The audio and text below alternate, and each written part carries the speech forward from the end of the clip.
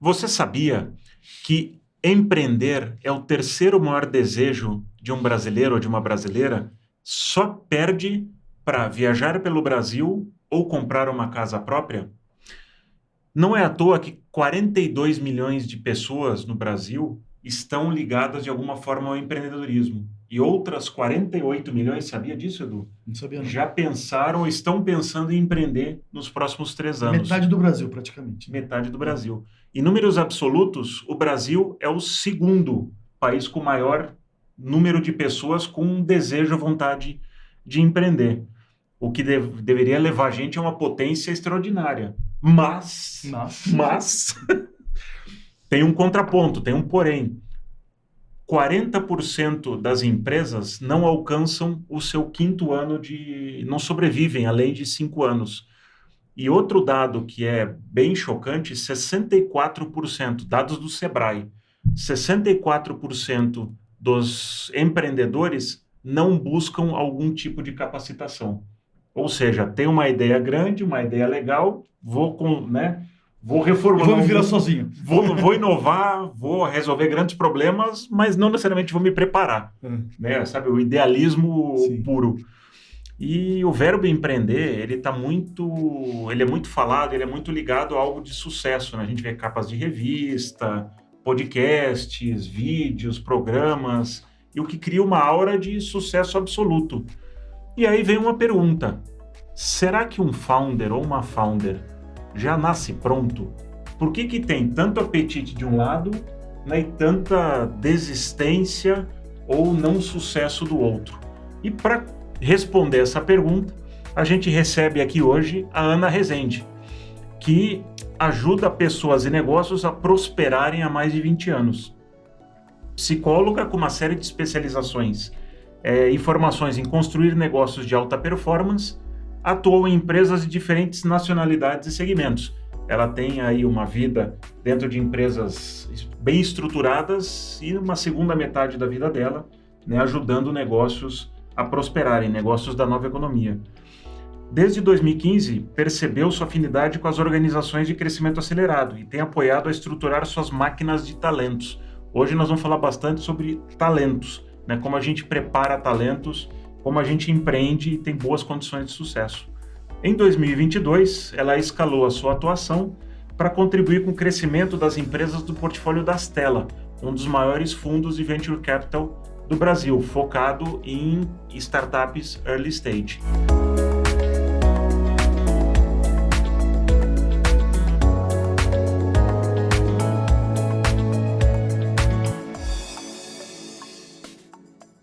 Ana, bem-vinda ao Lado I. Bem-vinda, Ana. Ana, daqui a pouco eu vou te pedir para você explicar o que é early stage, daqui a pouquinho. Tá. Fala um pouquinho da Stella também, não é Estela, a Stella. Detalhe importante. Nem estrela. Nem estrela, perfeito. Ele falou bastante, os dados impressionam, né? Eu já tinha escutado que o brasileiro gosta de empreender, etc. Ele falou de metade do Brasil envolvido aí, né? Interesse ou já empreendendo. 90 milhões de pessoas. Super interessante. E a gente pensar em ilhas de inovação ou centros de startups, vamos chamar assim, a gente falar de Vale do Silício, vamos falar de Israel, vamos falar de Estônia, vamos falar de China, eventualmente grandes centros onde está vindo muita inovação, né? E nesse contexto a gente tem o Brasil, com todo esse desejo de empreender, com várias startups, eu tenho envolvimento também direto com algumas. É mais difícil? Como é que é o Brasil nesse contexto? Está mais difícil? O cara tem que ser mais herói, não tem não? Sim, pergunta direta e honesta. O cara ou a cara, né? Boa, ser humano aí. Boa. Então, gente, primeiro, obrigada pelo convite. No Brasil, a gente tem dificuldades que eu entendo que são maiores, sim, porque a gente não tem nenhum nível de educação com relação a gestão financeira, gestão das emoções, né? Você trouxe tanto os números das falhas, né? Dos empreendedores que falham ao longo do processo e que a empresa não perpetua. Quando a gente está falando em empresas de tecnologia, 75% delas falham por questões de pessoas. Uau. Se a gente não ensina isso nas universidades, Então, não nasce pronto? Não nasce. São tantas perguntas, meninos, que eu tô aqui tentando. Não quero enrolar. Então, se eu esquecer de alguma, vocês me avisam. Tá. Não tem como nascer pronto. A gente pode nascer com uma afinidade, com um tino para o negócio, com uma facilidade relacional. Mas a gente precisa ir amadurecendo numa série de conhecimentos para se tornar uma boa ou um bom founder que faz com que a gente não nasça pronto. É claro que se a gente tem vontade, tem afinidade, acelera. Mas eu acredito que quem tem interesse, motivação e tempo para dedicar, para se desenvolver, para ser founder, consegue ser uma boa founder. Então, essa é uma das perguntas que vocês me fizeram. No Brasil, acho que é mais difícil, sim. A gente não é preparado para isso. A gente tem uma série de questões trabalhistas que também devoram, né, o que entra de dinheiro. Então, fica mais complicado. Quando a gente está falando de startup, que alguns números que vocês trouxeram do Sebrae, eu consigo transitar melhor nos números das startups, então talvez eu não consiga contemplar um pouco do que vocês trouxeram. Mas a gente percebe que é como se a gente tivesse 10 anos atrás do que acontece no Vale do Silício, quando a gente fala em termos de maturidade de startup, inclusive maturidade de VC, né, de Venture Capital, porque um está muito correlacionado com o outro. Então é como se a gente tivesse 10 anos atrás. E o que a gente vê, infelizmente, é que muitos founders founders brasileiros que performam bem, acabam indo para lá também, né? Então, se a gente for pensar hoje, quem são os grandes nomes de AI no Brasil? Essas pessoas estão morando no Brasil? Não. Então, não sei onde começa, né? Se é difícil. Busca um caminho para um lugar onde tem mais potencial de se desenvolver. Exatamente. Que é mais... Uma pena. É uma pena. Fuga de talento, né? E aí, eu entendo a tomada de decisão, né? Então, acho que uma pena é uma boa frase, mas também impede a gente de ir aprendendo com essas pessoas que já sabem fazer, né? E aí vão para fora, que é onde elas querem também se desenvolver. Sim. Então, a gente vai perdendo, né? É como se o Brasil fosse uma escola, por exemplo, para muitos founders. E daí, quando eles querem ficar grande mesmo, ou eles saem, porque daí já estão tão estressados, né? E vão fazer outra coisa da vida, não permanecem, não montam novas startups, ou acabam indo para fora. Então, a gente não tem uma retroalimentação significativa também. Uma das coisas, Ana, uma reflexão trazer aqui para a gente debater, desde 2019, ajudando, né, startups, já passei por 8 como CMO as a Service, eu vejo que muitas vezes o negócio cresce muito mais rápido do que a capacidade das pessoas lá dentro de se desenvolverem. Eu vou fazer até uma analogia. Imagina que a gente aqui começa um restaurante, um botequinho, e tem uma comida tão maravilhosa que de repente começa aquilo a lotar. Aí serviço cai, tudo cai, e no final o negócio não dá certo. Então, como é que, na tua visão, né, como é que os founders podem sair dessa armadilha perigosa, né? De um negócio, de repente eu vendo para 2, 3, 4 grandes clientes e a minha equipe não acompanhou. E aí? Eu acho que a gente fala pouco sobre desenvolvimento de founder. A gente fala muito sobre as etapas de desenvolvimento de uma startup, né? Product Market Fit, escala vendas. A gente tem tudo isso mapeado e eu percebo uma satisfação dos founders em falar sobre esse tipo de coisa. Agora, falar o que eu preciso, o que é uma organização que está em definição do seu Product Market Fit, precisa de competências do seu founder, a gente não fala sobre isso. Ou se eu estou agora fazendo a minha estratégia de go-to-market, é o mesmo founder, mas ele vai precisar de outras habilidades. Se eu sei que a empresa, para ir de Product Market Fit para a estratégia de go-to-market, precisa desenvolver tais itens, a mesma coisa vai ter que acontecer com o founder. Ele vai ter que desenvolver X itens. Só que a gente não olha para isso. E aí a gente chega com o founder do berçário para fazer o primeiro ano. Acho que nem é mais primeiro ano, né? Muda tantas essas coisas, mas ele não está pronto. Por quê? Então, porque ele não se preparou. Explica um pouco do berçário, early stages. Acho que é legal a gente traduzir um pouco aqui. Legal. A gente costuma falar que uma organização, ela começa, né, quando ela está na etapa de pré-seed, ela ainda não tem clareza do seu produto, mas ela já tem um pouco de clareza da dor, de quem é que ela quer atender, mas ela ainda não tem muita clareza de qual é o produto que vai atender essa dor.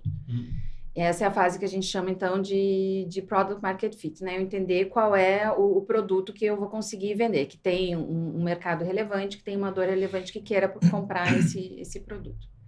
Uma vez que eu vendo o produto, Eu tenho, então, que organizar a minha área de vendas para conseguir vender de uma maneira escalável esse produto. Então, eu saio de uma organização que estava olhando muito para os seus devs, né? Então, já falando um pouquinho do founder, que estava olhando muito para a parte técnica dos devs, ele tem que começar a olhar para o negócio, como é que eu organizo a minha máquina de vendas para isso. Aí, normalmente, a gente está falando da etapa de seed. É claro que eu estou fazendo aqui marcações grosseiras, sim. Né? Mas só para fazer uma cena.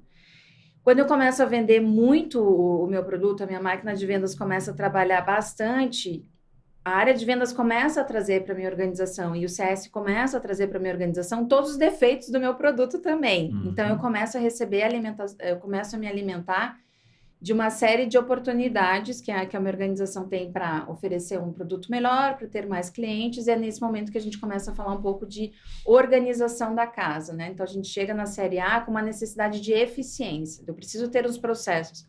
Eu preciso ter um processo que a minha área de vendas me alimente, que meu CS me alimente, que a gente alimente isso para a área de produto, que o produto retroalimente, né? Então, a gente precisa que as áreas estejam mais orquestradas. E aí eu saio daquele momento de suar a camisa para pensar. Né? Então, é um outro founder, aquele founder que estava lá no dia a dia, no pré-seed, ele vendendo, ele trocando a lâmpada e tal. Se ele gastar tempo trocando a lâmpada, ao invés de pensar na estratégia, né, a organização dele está perdendo eficiência. Então, o founder, quando ele começa a ficar mais eficiente, precisar ficar mais eficiente, porque a empresa precisa ficar mais eficiente, normalmente é um momento que a gente começa a achar que a empresa começou a ficar chata. Que caretice, tanto SLA, tanto papéis e responsabilidades, agora eu vou comer e preciso pedir um reembolso. A gente começa a estabelecer uma série de regras. Começa a parecer que a gente está deixando de ser uma startup que preza por inovação, por melhoria contínua, para uma organização que quer tanta previsibilidade de seu resultado que começa a parecer que ela está ficando engessada. E aí a gente está falando da série A, a partir daí a gente está falando muito do movimento de growth, que daí é a eficiência na veia, né? E aí provavelmente a gente já está falando de novos produtos, provavelmente novos clientes, e talvez até de novos países, né? A gente começa a falar de... É realmente um outro jogo. Mas, Ana, aí, refletindo ainda no que você está falando, se o founder tem essa necessidade, né, do crescimento, então do bebê, criança, jovem, adulto, e eu acredito que muitas vezes o próprio founder ou a founder pode ser até o limitador de crescimento da startup, né, se ele não se abre ou ela não se abre a receber ajuda. A gente tem uma rede de apoio no Brasil, né, conselheiros, anjos, tem, né, fundos que ajudam, mas é uma ajuda, me parece, um pouco de fora para dentro. Onde que está? Eu sinto que tem alguma coisa no founder de ter dificuldade, não sei se é vulnerabilidade, sabe, de falar, pô, eu não consigo mudar a marcha sem ajuda, mas não, eu vou na raça, porque eu sempre fiz na raça. Onde que está o pedir ajuda ou aumentar a densidade de talentos dentro de uma startup? Tem algum tema aí? Eu acho que aumentar a densidade de talentos e desenvolvimento de founders são avenidas que caminham em paralelo. Na minha experiência, o founder olha pouco para si mesmo. Ele está olhando muito para fora. Não é que os founders acham que estão arrasando e por isso não procuram ajuda. É realmente um olhar tão para fora e talvez uma crença de é o que é, sabe? Empreender no Brasil é difícil. E está sendo difícil para mim, então quer dizer que eu tô na jornada. Eu não percebo nada de arrogância, de perfil de herói. Eu percebo realmente uma falta de conscientização de que se ele não crescer, ele é o principal obstáculo do crescimento da organização, ponto. De maneira pragmática, eu estou dizendo isso. Assim, na minha experiência, é isso. A gente, inclusive, na Stella, quando a gente está conhecendo uma empresa para receber investimento, a gente passa pelo menos 2 horas conversando com o founder, com o time, individualmente, né, com o time de co-founders, para entender na história dessa pessoa por que faz sentido para ela empreender, né? Então, o que você trouxe, né, do quanto as pessoas querem empreender. o que ela já vivenciou de experiências na vida pessoal dela, que foi trazendo habilidades para o cinturão, né, de talentos dela, competências para empreender e o potencial dela ir aprendendo mais. E, inclusive, se a autoimagem está relacionada com o que a gente vê na realidade.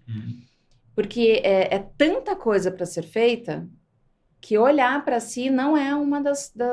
Não é prioritário. Não é uma das top 3 da lista. Então, eu vejo que a minha hipótese é que a dificuldade de pedir ajuda é porque não percebe o potencial que o desenvolvimento dessa pessoa pode ter na organização. E a própria demanda leva para o outro lado, não? Exatamente. O mercado precisa crescer. Está sendo requisitado por tudo, né? E na boa, quem que gosta de ter um coach pegando ali nas coisas que você não faz direito, te dizendo agora tem que ser diferente? É bem mais fácil olhar para esse PI, deixa eu ver aqui o que está acontecendo, que aumentou o ticket de reclamação. É muito mais fácil olhar para fora também, né? Eu lembro de um founder que eu atendi na época da consultoria que ele falava, mas a minha empresa não tem dinheiro. Era um founder que tirava um valor muito baixo já, né? Que também tem isso, né? Normalmente os founders são os últimos a terem um salário adequado, assim. E ele falou, eu não tenho dinheiro para investir em mim. Eu falei assim, pois é, mas se você continuar não investindo em você, daí a pouco não vai ter empresa para investir. E eu acho que a gente tem que usar essas frases dramáticas, às vezes, para mostrar a relevância disso, né? Então, você vai para uma reunião, a reunião não é bem feita, você tem um colaborador, você traz errado. A gente vê que nessa etapa de seed e pré-seed, 80% das contratações são feitas erroneamente. Não quer dizer que eu deveria demitir todas as pessoas, mas quer dizer que o tempo que eu investi para essa pessoa estar realmente pronta para a cadeira que eu contratei, ou o tempo que eu gasto para fazer com que essa pessoa que é maior do que a cadeira que eu trouxe se sinta feliz, o tempo que eu gasto para isso, eu posso considerar que 80% das contratações foram erradas. Então, a gente olha muito pouco para essas questões de people de uma forma geral, logo a gente olha pouco para a questão do founder. E talvez essa falta do olhar, né, do autoconhecimento do founder, não acaba gerando aquilo, porque eu atuei mais em startups pré-seed e pós-seed. Então, você vê uma distância gigante. Você tem um founder aqui, e daí você tem 70 andares e a equipe. Então, falta esse meio, alguém que consiga ajudá-lo ou ajudá-la, né, a se desenvolver e também desenvolver a equipe. Minha percepção é que falta esse meio de campo.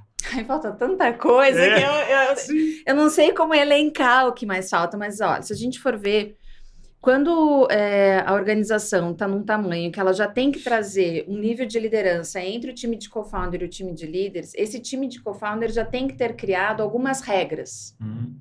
O que é cultura? Não precisa chamar de cultura, mas qual é o comportamento que a gente valoriza nas pessoas?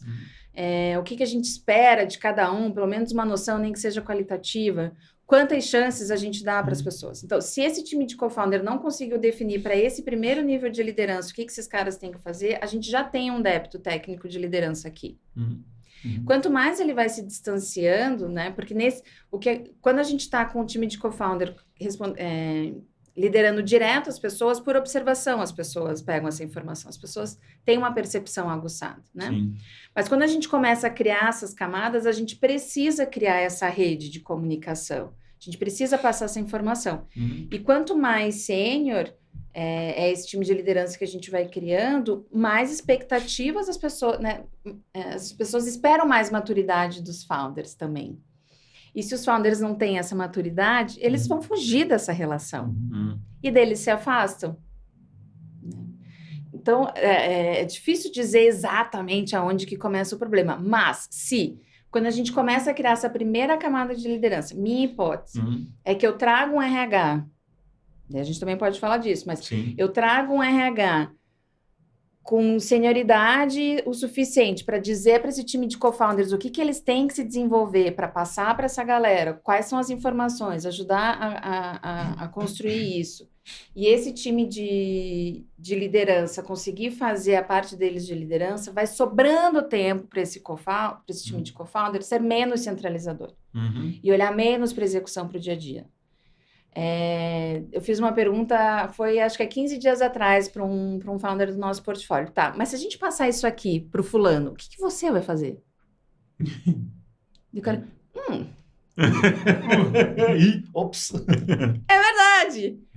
Então também tem isso. Né? Tem uma maturidade, uma evolução do papel, né? Pra do entender. papel. Agora, como é que você consegue evoluir e você falou de olhar para si, né? A pessoa precisa olhar para si para conseguir mudar, crescer e tudo mais. E tem um lado do talento. Às vezes você tem um cara que é genial, uma pessoa, uma mulher, enfim, geniais no que fazem, e ao mesmo tempo, em algum momento, tem que largar aquele osso. Como é que você alavanca a genialidade, ao mesmo tempo, o brilhantismo que eles têm de melhor, e tem que sair do dia a dia? Difícil equilibrar isso, né? Você talvez colocar um time profissional por baixo, que às vezes as pessoas não vai querer. Não sei, faz sentido o que eu tô falando? Eu tenho alguns marcos. Eu acho que tudo bem um founder participar do processo de venda. Assim, depende do ticket médio, da estrutura e tal, né? Então, eu tô sempre aqui falando da média. Mas o founder que ainda participa do processo de vendas na série A, ele tá no lugar errado. Ele já tinha que ter um time de vendas que estivesse fazendo isso. Não pode mais ser founder-led sales. Já passou dessa fase, já amadureceu. A empresa já deveria, a empresa já deveria estar pronta para isso. Tá. Um founder que coda com a empresa sendo seed. Eu acho que tem uma paixão aí por tecnologia, né? Sim.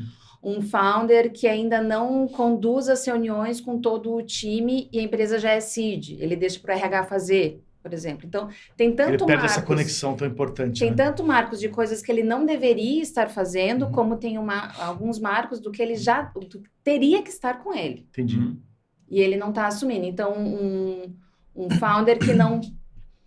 um founder de série B que não fica olhando para o seu time de executivo e perguntando o que mais, qual é o próximo, onde é que a gente vai... Né? Que ele já está ali sentadão, já deve ter... já deve ter uma liquidez interessante, né? Fumando charuto e falando, sou um founder. Se ainda está na operação, se ainda está no dia a dia, ou se essa organização realmente é dependente dele, porque tem founders que acham que a empresa é dependente e tem situações onde a empresa realmente é dependente. Mas a empresa não pode ser dependente da reputação ou de conhecimento de um founder, de uma founder na série B. Já tem que ter passado isso adiante. Nossa, isso você me fez lembrar algumas situações que eu já vivia muito interessante, onde o founder é a startup. Mas é isso. Né? Então, ele, em algum momento, e no começo faz sentido, porque você está levando o seu nome, faz né? Todo então, sentido. É o Edu, o Vacla, a Ana, que está na frente daquela, porque eu sou, né? Estou rompendo aqui alguma coisa. Mas em algum momento eu tenho que transformar isso numa pessoa jurídica, numa entidade que eu não depende mais de mim, que eu profissionalizo. É difícil isso, né? Você quer manter o teu DNA vivo ali, né? Esse desapego, assim, não sou mais eu. Eu posso ter mais um papel aqui mais de bastidor. Você sabe que tem uma... Eu vou tangenciar o que você trouxe agora, mas tem um estudo que eu acho que ajuda a gente a entender melhor, né? Essa identificação do founder com a empresa. Tem um estudo que diz que 70... agora eu vou falhar no... Não tem problema. Fala alto, médio, baixo. Mais ou menos. 70% das pessoas que empreendem, e aí é um dado americano, né? Empreendem porque querem resolver uma dor. Então, tem a questão de ser visionário. E 60% mais ou menos dos founders empreendem porque quer ser o dono do seu nariz. São coisas bem diferentes. Não quer ter chefe. Vai ter outros tipos de chefe.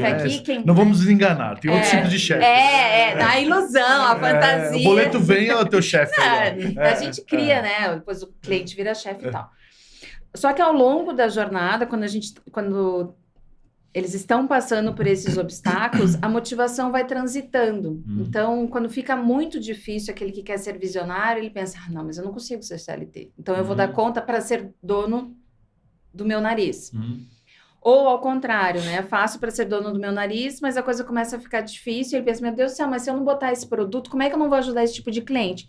Só que esse tipo de transição de motivação impacta, inclusive, na cultura desse cara. Porque eu quero ser mais eficiente e ter as coisas do meu jeito, que é o caso de eu quero ser dono do meu nariz. Então, essa empresa sou eu, essa empresa é minha. Está identificado de uma maneira muito mais fortalecida. E quando eu estou falando da dor do cliente, eu estou olhando muito mais para o meu processo de vendas mesmo. Eu estou olhando para o bem que eu faço com isso. Então, eu tenho uma facilidade um pouco maior, porque eu estou olhando para o bem que eu estou fazendo e menos para a empresa que eu estou construindo. Esse é mais fácil de evoluir, amadurecer e olhar para si mesmo? Não sei te dizer. Eu teria essa hipótese que sim. Sim. Eu também. Intuitivamente parece. Né? Mas estamos perguntando para especialista. Não, e tem o terceiro. E tem o terceiro, que a gente pode citar aqui, que ele tem aparecido muito nos últimos tempos, que é aquela pessoa que cria uma startup já pensando em vender o negócio. Então, ele está muito mais preocupado com o cheque que ele ou ela vai pegar do que realmente resolver um problema real. Infelizmente. Então, na Astela, a gente olha para founders missionários, tá? Isso é um item legal. Que a gente avalia. O cara está ali conectado a propósito ali, que é diferente, né? Mas eu entendo que tem startups que perseverem e acho que fazem bem para o ecossistema igual. Funciona, né? Mas como a gente está falando de uma relação de 7 a 10 anos com essas pessoas, né? Então, para a gente faz mais sentido o founder que dê sinais para a gente de que tem motivação para ficar nesse negócio por 7 a 10 anos. Mas eu entendo, assim, eu não sou contra, assim. A gente não investe. Até o Rigonati tem um número de não sei quantas startups começam, quantas passam pelo seed. 1.000, 100, 25. 1.000 é o quê? 1.000 pré-seed. 1.000 pré-seed. 100 seed. Tá. Daí 25 série A, 12, 6, funil, 3, 1. Pesado aqui. E assim, eu também escutei de vários founders ou empreendedores que quando entra no fundo muda tudo. Qual a abordagem de vocês? Porque tem fundo que se mete, põe a mãozona ali, se mete em tudo, outros se metem menos. Qual que é a abordagem? Tem diferença? Então, eu vivi muito com clientes que tinham fundos que entregavam o tal do plano de 100 dias. Né? Então, eu vou investir em você, mas em 100 dias tem que contratar tal pessoa, não tal pessoa, mas tal cargo, reduzir e tal. A gente não acredita nisso. A gente vai mostrando desde o processo, assim, já de due diligence, no deep dive que a gente faz, algumas coisas que a gente acha que podem ser diferentes. E quando a gente faz o investimento, a gente entrega um consolidado desses feedbacks, mas a gente é pró-founder. Então, a minha impressão é que essa lista de 100 dias já quer dizer que eu não concordo com tanta coisa que esse founder está fazendo. Então, faz sentido eu investir nele? Você já impor tem que fazer desse jeito. Eu fui contratada algumas vezes porque contratar uma consultoria de gestão de pessoas era um dos itens do plano de 100 dias. Para mim era ótimo, né? A demanda estava muito clara. Mas não era demanda pelo motivo certo. Não era porque eu quero desenvolver pessoas ou porque eu preciso ter clareza da minha cultura. É porque eu quero agradar o VC. E eu acho que esse tipo de motivação ela é muito curta. Eu acho que não desenvolve o founder, né? Se ele fazer porque me mandaram, de certa forma até infantiliza, né? Então,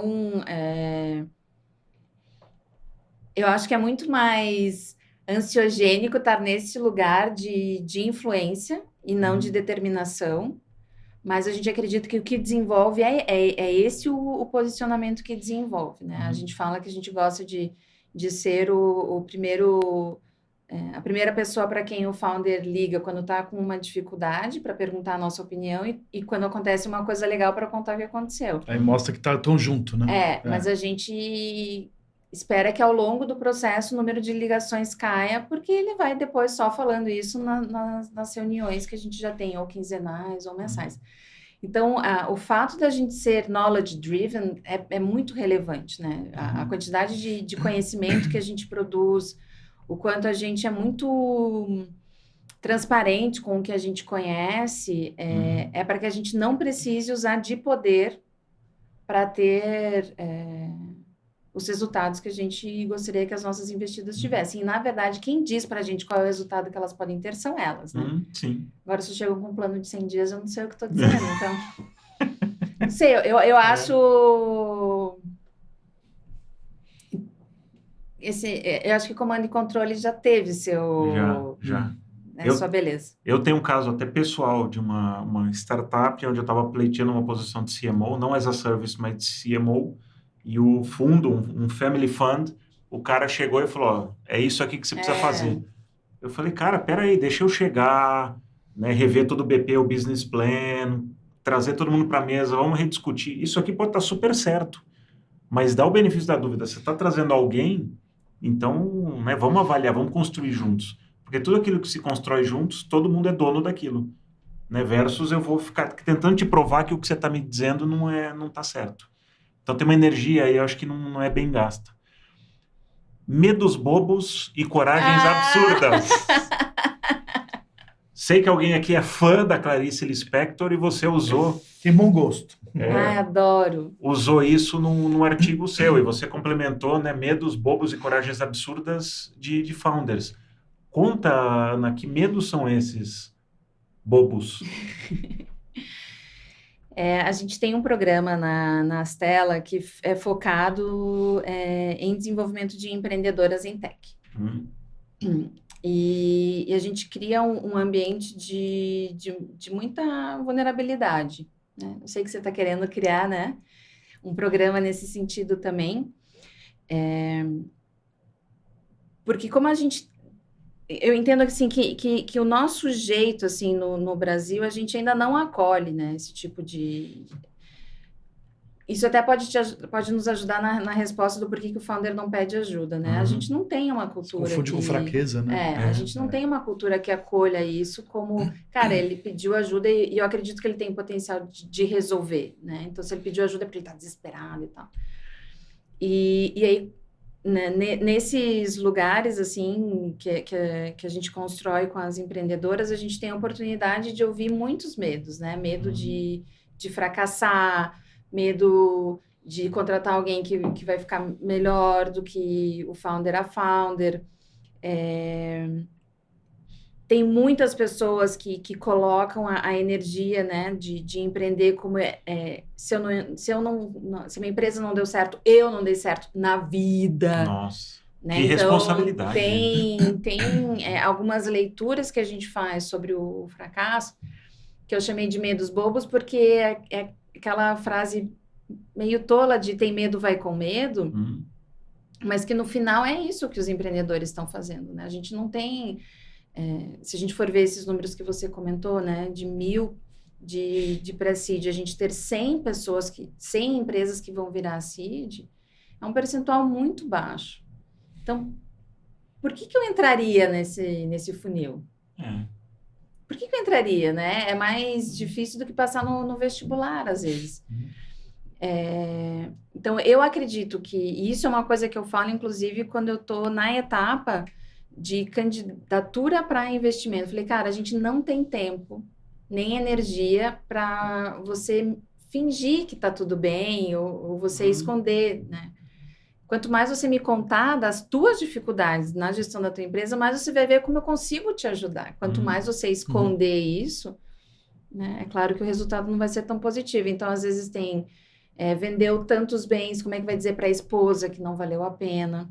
A gente vai construindo um ecossistema de expectativas que vai ficando cada vez mais difícil fracassar. Né? Então, quanto antes a gente começar a compartilhar esses receios e alinhar essas expectativas, eu acho que mais energia e emoção positiva, assim, né? Porque ninguém age 100%, ninguém age com o seu 100% no medo. Sim. Mas a gente vai conseguir ler o cenário sem medo do que o cenário vai me dizer, ler as pessoas sem medo de que talvez essa contratação tenha sido um fracasso, mas eu vou... sabe aquela coisa de errar rápido? Sim. Mas eu consigo errar rápido. Então, eu gosto de construir uma relação com os empreendedores onde a gente possa falar sobre os medos, o que é fantasia, e daí a gente tenta, né, eu tento limpar... o que é medo efetivamente, e aí o que é um medo que realmente... Né, medo real e medo imaginário. Aí a gente faz um plano de contingência. Teve uma conversa de uma investida nossa, que era uma pessoa do time de liderança para virar executivo, né? E no final, assim, cutuquei, era uma expectativa que as pessoas... Era um medo de não atingir a expectativa do pai, sabe? Que estava fazendo com que essa pessoa dissesse não para um convite que ela tinha... Era muito promissor, assim, para funcionar. Então, no final, é só gente, entendeu? Isso que eu acho maravilhoso. A gente cria um... Ainda mais do seu background, você é psicóloga e tudo mais, estão falando de seres humanos, voltando. Né? No Essência final humana, gente. Que é essência humana. A tecnologia está a serviço. E não ao contrário. Mas é muito interessante você falar isso, né? A importância. Voltamos à essência humana, estamos dentro do ser humano. Inteligência artificial, tudo bem, mas são seres humanos. Né? Não, inteligência natural. E isso da inteligência artificial é uma grande discussão sobre medos, né? Eu tenho medo de ser substituído? Sim. Eu tenho medo da minha empresa não acompanhar? Perfeito. Eu tenho medo? É medo. E aí a gente fala de tendência. Enfim, a gente melhora o discurso e por melhorar o discurso a gente não faz as conversas que realmente precisam acontecer, as conversas que realmente nos mobilizam. Né? Não, essa falta de vulnerabilidade, teve uma época que no LinkedIn todo mundo usava vulnerabilidade em vão, e vulnerabilidade é você colocar os seus medos na mesa de verdade, sem medo de julgamento.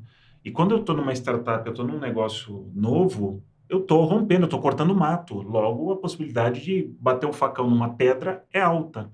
Diferente de uma empresa, né? Que você tem manuais e todo um percurso. Mas né? aí, às vezes a pessoa não tem nem consciência do medo. Por que está travado? A psicóloga pode dizer melhor. Né? Você não explorou isso ainda, você não olhou para si mesmo, que é difícil. No espelho, ir lá no fundo e ver. Eu tenho receio que meu pai não vai me aceitar. Caramba, né? Negócio profundo aí, né? Não, e é claro que eu não me envolvo nisso, né? Eu só falo, agora, né, você... Mas tem uma coisa que é interessante que a gente pode ajudar, que são frases que normalmente estão nos discursos das pessoas que estão mais abertas para lidar com a vulnerabilidade, que é, quantas vezes você escuta essa pessoa dizendo, cara, não sei, me ajuda com isso, vou procurar, não tô pronto ainda... Essas frases que vou falar com o fulano que ele, não tô pronto, não posso fazer essa reunião sozinha, eu preciso do fulano comigo. Quanto mais a gente escuta essas palavras nas interações entre os co-founders, co-founder com os co-founders com a gente, mais mais eu vou me sentindo segura de que a gente está num lugar próximo da verdade. Sensacional. E você sente que isso evoluiu? Porque hoje a gente está vivendo um mundo de investimento mais escasso. As pessoas estão mais retraídas tentando provar que são ótimas ou isso está um pouco mais... As conversas estão um pouco mais vulneráveis? Tem muita gente que procura a Stella antes de estar pronto para investimento porque querem a mentoria. E tem gente que diz que quer mentoria, mas quer o fundraising, na verdade. E esse é o momento que a gente sabe exatamente por que a pessoa nos procurou. Né? A gente tem uma reunião lá na Stella que se chama Meet the Family, que é quando a candidata a investimento apresenta o pitch para todo mundo da área de investimento, não só, né, para quem estava seguindo com ela até então. É muito difícil um founder ter resposta para todas as perguntas que a gente vai fazer. Então, até quando tem, a gente fica... E a gente respeita muito os founders. A gente não diz, tua resposta não fez sentido, né? Eu prefiro 1000 vezes, nunca pensei nisso, volto mais tarde. Não sei, né? Do que uma resposta que não tem nada a ver, né? A gente não gosta de palavras que preenchem um silêncio, a gente gosta de respostas mesmo, né, para as perguntas. E aí eu acho que muitos dos founders que nos procuram porque foram indicados pelos founders que fazem parte do portfólio, então já sabem desse nosso jeito de fazer as coisas, né? Então acaba chegando até nós mais esse tipo de founder. E a gente falou dos medos bobos. E as coragens absurdas? Eu acho que empreender no Brasil é uma coragem absurda. Voltou agora a pergunta. Né? Por quê? Porque é muito difícil. A gente...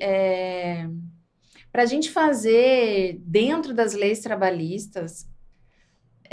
Umas coisas muito retrógradas. Muito. A gente estava comentando um pouco antes, né? A gente inovou muito em produto, inovou muito em em processos, mas ainda em termos de gente, como a gente está muito preso às leis, conseguir ficar de pé é muito difícil, sabe? Mas é natural que a lei não acompanhe a evolução da tecnologia. Se pensar em inteligência artificial, então, não deve ter lei preparada para isso. Sim. Eu acho que é questão de ter um processo, um fórum de discussão que acompanhe isso, né? E aí você vai criando, vai se adaptando a isso, né? Porque ficar pensando em lei trabalhista da época de Getúlio para... Né? Mas olha que interessante. Se você perguntar para mim assim, Ana, o que é melhor, remoto, híbrido ou presencial? Ana, o que é melhor, remoto, híbrido ou presencial? Eu não sei ainda. Depende, né? Eu não sei. Mas esse é um tipo de não saber que eu acho que está compatível com o que a gente está aprendendo. Sim. Agora, as regras trabalhistas estão muito incompatíveis com o momento do país, com o momento, com tudo, assim. E elas estão impedindo a gente de ter essas discussões relevantes realmente para o desenvolvimento do país, porque a gente está preso nisso aqui. Sim, eu fico muito irritada com isso e sei que pode ter uma rebeldia minha nesse comentário. Mas impede a gente de tomar boas decisões, impede a gente de trazer as pessoas certas, as pessoas que a gente precisa. Quantas vezes vocês devem ter escutado, eu precisava de alguém de X maturidade, mas eu posso pagar de 1/3 dessa maturidade. Onde que está esse posso pagar? Eu poderia até pagar o salário X, mas como eu tenho a tributação, eu não posso pagar essa pessoa. Ou algumas, enfim... mas nisso a CLT já resolveu, porque em 2019, na última revisão, você pode contratar pessoas por tempo determinado. Né? Mas daí a gente tem que ter esse tipo de lei há bastante tempo para a gente saber aonde encontrar essas pessoas, como gerir essas pessoas. Daí a gente vai para essa pergunta do remoto, presencial e tal. Então, e tem um outro ponto de coragem absurda que para mim, assim, dentro dos meus valores, é algo muito relevante, que é a quantidade de horas que os founders dedicam para suas organizações. É realmente a full-time job, né? A gente vê uma série A Endeavor fez agora, né, o estudo sobre a saúde mental dos founders no Brasil, e é uma questão muito complicada, e a gente sabe o quanto isso impacta em divórcios, né? São coisas que você não retoma, né? Então, isso para mim é muito caro, né? Eu conhecer os meus filhos mais do que a professora da escola, eu conheci o meu marido mais do que os colegas do trabalho dele, né? E isso, para mim, é muito relevante e a dificuldade de se empreender no Brasil vai tirando a gente dessa possibilidade, né? Então, essa é uma decisão que eu acho que ela é fruto de uma coragem absurda. Coragem absurda. Eu tive a oportunidade de te assistir, Ana, lá no Web Summit em Floripa. Web Summit não, no Startup Summit em Floripa, agora no mês passado. E eu achei genial uma comparação que você fez desses diferentes estágios de startup e o tipo de founder, as habilidades, né, o cinto de habilidades que esses founders têm, usando até arquétipos. Conta pra gente aí o que né, você aprendeu nessa tua jornada aí que você conseguiu fazer essa... É muito difícil, a gente não quer nunca colocar caixinhas, mas eu acho que tem... Quando a gente fala do arquétipo, é um grande contorno, né, que é aquele tipo de founder que você precisa para aquela necessidade de negócio. Eu acho esse contorno super importante, até porque a gente tem contornos para modelo de negócio, então por que não ter contorno para a maturidade do founder? Eu acho que pode orientar, né, o que a próxima fase vai pedir, que eu já posso ir me preparando. Então, é nesse objetivo, né? É com o objetivo de ajudá-lo no desenvolvimento deles, e a gente também é muito procurado pelos founders perguntando, mas eu já preciso ter isso ou ainda não? Né? Porque a gente vê que essa gestão entre o que é dinâmico e o que precisa ser estável e organizado é uma das grandes dificuldades que os founders passam durante toda a jornada, não só no início, né? Mas eu gosto de pensar que o founder de Presídio até chamou ele de bravo guerreiro, né? Porque precisa dessa bravura. E normalmente está no momento da organização que ele ou ela tem que estar em cima do cavalo dizendo, vem comigo, eu ainda não sei muito bem para onde, eu não sei muito bem como, mas vem comigo que a gente vai fazer coisas sensacionais. Então, a gente está falando de uma pessoa que está influenciando por uma ideia, por um propósito. Né? Tem uma questão vocal muito relevante. Mostra um pouco da cena, mas a pessoa não vai perguntar quais são as funcionalidades que o teu produto tem na fase do Pre-Seed. Não é isso que o time quer saber, nem muitas vezes que os VCs querem saber ainda, né? Então, eu vejo que essa habilidade de gerar credibilidade a partir de como você conta o teu sonho é super importante. E aí você tem que ter resiliência, tem que ser multitask, né? Porque é isso que a fase está pedindo. E realmente é muito centralizador, porque se você não consegue dizer o que você quer fazer, como é que você vai ensinar aquilo que nem você, né, sabe muito bem? Então, eu digo que nessa fase tudo bem ser centralizador. Quando a gente está falando de seed, daí eu já tenho uma organização maior do meu exército, não dá mais para sempre ser eu a pessoa que está na frente, né, no cavalo. Eu já começo a compartilhar dessa responsabilidade com outras pessoas, e aí eu começo, então, a arquitetar um pouco mais essa organização, né? A estabelecer qual é esse projeto. Eu já começo a falar assim, olha, você vai se dar bem por causa disso e daquilo. O meu discurso, ele começa a ganhar um contorno maior. E aí, quando eu estou falando da etapa da Série A... Aí... E no CID, qual que é o arquétipo? Eu estou lembrando dele em inglês, mas é arquiteto habilidoso, alguma coisa assim. Wise Architect, não sei. Mas é disso, assim, de que eu já tenho uma sagacidade, eu já sei aonde eu não vou, mas eu já tenho o meu produto, eu preciso organizar a minha área de vendas. Então, eu preciso saber quem de marketing, vendas, quando que eu já começo a chamar CS, meu produto já começa a dar problema. Então, eu já tenho aquelas áreas na organização que está tudo bem elas estarem bagunçadas, que são principalmente as transversais, né? Mas eu tenho já, principalmente as minhas áreas de go-to-market, elas já precisam estar arquitetadas. Legal. E aí, quando eu começo a falar da série A, daí eu chamo alguma coisa Efficient Freak, eu acho, né? Que eu dei esse nome, né? O louco pela eficiência. O louco pela eficiência. Porque... Na minha perspectiva, a founder tem que começar a ir falando para a organização que só teste AB não dá mais, que só ensaio e erro não dá mais, que a gente precisa dessa previsibilidade, né? Que eu preciso dessa clareza de etapas, porque eu estou trazendo muita gente para a organização. Se essa galera não rampear rápido, vai sair, não vai dar ROI, né? Então, eu preciso ali já ter uma maquininha de gente, eu preciso ter uma maquininha de engajamento, eu preciso saber qual é o ciclo de vida das pessoas nas áreas. E eu só consigo isso se eu tiver processos, métricas e metas. Então, ele fica chato mesmo, né? Até eu digo que eu faço a brincadeira que se no pré-seed ele é bravo, agora ele é brabo, né? Não, as coisas vão ser desse jeito, porque elas precisam de uma estrutura. E aí, nessa etapa, não tem mais que ser, a venda não pode mais ser feita por ele, tem que olhar muito mais o número de cima e saber quais são as provocações, então não está mais tanto na rotina, né? A presença da founder e do founder na reunião já é algo especial. Provavelmente está tocando a reunião mensal ou trimestral, então tem alguns marcos, né? De que essa pessoa vai ficando cada vez mais pensante e estratégica. E aí, quando a gente está falando de growth para cima, é que eu chamo de um monarca sagaz, se eu não me engano, eu dei o nome de sagaz, porque é realmente a pessoa que pergunta what's next. É uma pessoa que se mantém atualizada no segmento e no negócio para que saiba fazer as perguntas certas do que precisa ser evoluído. Então, não é aquela pessoa que de vez em quando aparece e fica só provocando o pessoal, porque a gente percebe isso, né? Não é uma habilidade fácil eu sair do dia a dia e continuar fazendo as provocações certas. Então, nessa etapa, é um founder que está... Se o founder na etapa anterior estava olhando muito mais para disciplina, para cadência, para a gestão dos processos e para a estratégia, agora está olhando muito mais para o longo prazo, para a longevidade.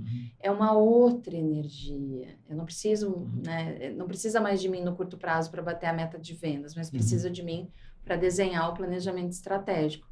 Então, aí sim é 100% pensante, né? Nossa, mas são fases bem, né, que demandam habilidades de liderança completamente diferentes. qual que você acha que quais são os grandes desafios aí? Será que tem algum momento que o founder precisa literalmente sair e trazer uma gestão mais profissional? Ele enxerga isso? Como é que... Eu acho essa pergunta super importante, porque em todas as etapas eu acho que o founder deveria estar se fazendo a pergunta se eu estou disposto a desenvolver isso, né? O que a gente vê, se a gente pensar que em pré-seed entram 1.000 e saem 100, esse é o grande vale, né? Mas a gente eu realmente acho que se tornar um unicórnio não é o grande resultado possível. Se eu não tenho clareza da minha motivação, aí eu não acredito que existe a possibilidade de uma pessoa se desenvolver se ela não vê um valor nessa mudança. Então, se eu não tiver um valor claro de por que eu quero ser unicórnio, por que eu quero ser, né, o que o Series C vai me trazer, ou vai trazer para a minha organização, vai chegando uma hora que se eu não vou vendo valor nessas mudanças e eu já tenho uma certa liquidez, cara, eu vou trazer alguém que vai fazer isso melhor e a gente vê muito isso acontecendo, né? O time de co-founder, que alguns co-founders vão subindo e outro, cara, eu quero ser dev e tá tudo bem, ou eu quero, né, quero ser especialista. Quanto menos, eu vejo que quanto menos tiver clareza de por que eu tô me adaptando, por que eu tô me desenvolvendo, menos sustentável é isso. E aí não acho que tenha uma fase específica, mas essa, assim, de série A para série B, eu acho que muda bastante também. Porque aí fica o impacto, a influência é muito indireta.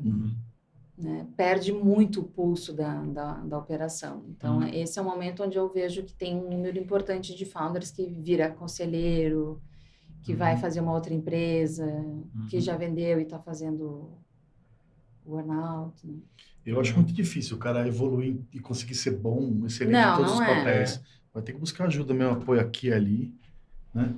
Vai montando um time, né? Eu falo de plano de desenvolvimento muleta, tá? Eu não vou sair de um visionário para um efficiency freak. Então, eu vou ter um chief of staff, vou ter um ops, né? Sim. Mas eu não posso ser a pessoa que tira a organização do foco. E daí também, aí é contraproducente. Sim.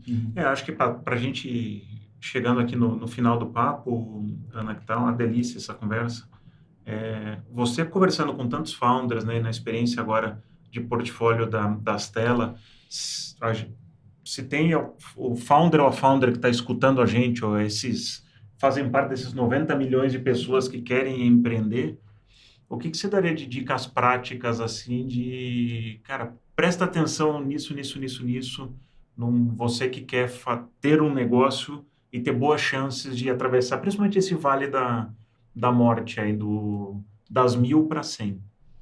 Eu teria a dica que eu dou é ter um mentor que esteja um estágio à frente do seu. Legal. Não muito lá na frente, porque também não vai lembrar da tua dor. Mas a ideia de começar já a jornada com um grilo falante, eu vejo que corta muito, que traz atalhos muito relevantes. Mas um mentor que foi empreendedor e passou... Então, se eu estou no pré-seed, que esteja no seed, se eu estou montando a minha empresa que tenha recém-montado, alguém que empatize, né? Que realmente possa dar as sugestões que você vai chegar na tua startup, você vai aplicar agora e você vai ver resultado curto. Não, e a outra pergunta, acho que é uma pergunta boa, todo mundo precisa procurar todo mundo. Não, um fundo de investimento. Um venture capital. Todo mundo precisa captar? Não. Se não quer fazer essa trilha do triple, double, né? Que a gente fala, né? De triplicar resultado, de realmente fazer a escalada, de acelerar, não faz sentido. E tá tudo super bem, sabe? Tá tudo bem. A gente fala, cara, a gente não tá vendo o teu plano consistente com as tuas motivações, né? O plano tá levando para service-backed, mas a motivação não se sustenta, né? Sim. Porque parece que é um carimbo, né? Eu consegui uma rodada de investimento, então eu tô validado. E são 4 perguntas bem bobas, né? Eu quero fazer essa empresa, eu quero fazer essa startup por tal coisa. E por que isso é importante? Por tal coisa. E por que isso é importante? Por tal coisa. E por que isso é importante? Por tal coisa. Se você conseguiu o por que isso é importante 4 vezes, aí já pode ficar tranquilo que a resposta está consistente, porque também a gente vê que tem ainda um status, né, de que empreendedor no Brasil, unicórnio no Brasil, e, cara, às vezes a jornada não valeu a pena, de acordo com os teus valores, de acordo com o que você quer para tua vida, não valeu a pena fazer essa escalada, então não faz. E tá tudo bem. E tá tudo bem. Boa. Ana, obrigado. Obrigada a vocês. Muito bom papo. E espero que vocês tenham gostado.